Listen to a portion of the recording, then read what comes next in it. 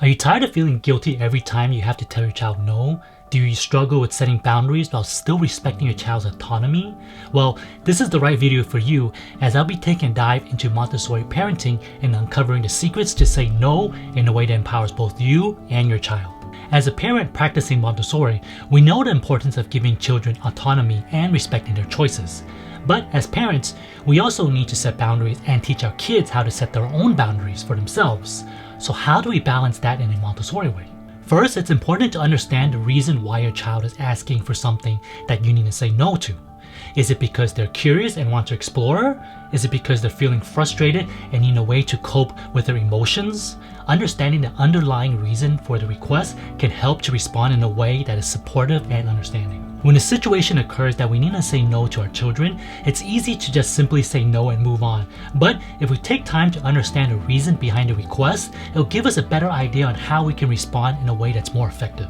For example, if a child is asking to play with something dangerous, it's important to understand that chances are they're just curious, and it's natural for a child to be curious about their environment. In this case, instead of simply saying no, state the facts. The oven is hot. It will hurt you to touch it. I cannot let you touch it. Then we can redirect their attention to something that is safe for them to explore and play with. On the other hand, if a child is asking for something that is not appropriate because they are feeling frustrated or upset, it's important to understand that they may be looking for a way to cope with their emotions. In this case, instead of saying no, it's important to offer them alternative ways to cope with their feelings, such as going for a walk or talking about what's bothering them. By understanding the underlying reason for the request, we can respond in a way that is supportive and understanding rather than just saying no and expecting them to comply. This helps to build trust and communication between parents and children, and helps children learn to make the right choices for themselves. Giving your child options is a great way to set boundaries without just saying no. Instead of saying no, we can offer them choices between two things that are acceptable. For example, you can say, you can have a snack now or in 15 minutes. This way, the child still feels like they have control over the situation. Giving children options is an important aspect of Montessori parenting. When children are given options, it helps them feel like they are an active participant in decision making rather than just being told what to do. This can help foster a sense of independence and self-confidence in the child. Offering options can also be a way to help children develop their problem-solving skills. By giving them a choice between two things that are acceptable, children are forced to weigh the pros and cons of each option and make a decision based on their own preferences. This can help them develop critical thinking and decision-making skills that will serve them well as they grow.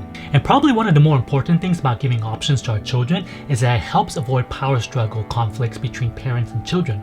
Both parties feel heard and respected, and it also reduces the number of times parents say no to their children, as children will be able to make their own decisions on their own. Another way to teach children without saying the word no is to model it ourselves. Children learn by example, so it's important for us to set boundaries and say no in a respectful way. This means using I statements and explaining our reason. Using I statements is an effective way to communicate our own thoughts and feelings without placing blame or guilt on the other person. When we use I statements, we are expressing our own perspective and taking responsibility for our own actions. For example, instead of saying, you can't have that toy, we can say something like, I need you to put that toy away because it's time to clean up. This way, the child is still aware of the expectations and the reason behind it, but they don't feel like they're being blamed for the situation. Using I statements also help us explain our reasoning and helps the child to understand why we are saying no. For example, I can't let you play with that item because it's not safe for children, instead of, you can't play with that. Since we're modeling with I statements, this in turn helps our child learn to use I statements as well. It helps them express their own thoughts and feelings in a healthy way. It allows them to communicate their needs and boundaries. Setting limits is an essential part of parenting and teaches children the valuable lesson that they can't have everything they want. It's natural to feel uncomfortable setting limits, and it's also understandable if you don't want to reproduce the strict parenting style that many of us grew up on. But it's important to find a balance between being too strict or too permissive. The Montessori Method offers a wide range of tools for parents to use when saying no to children.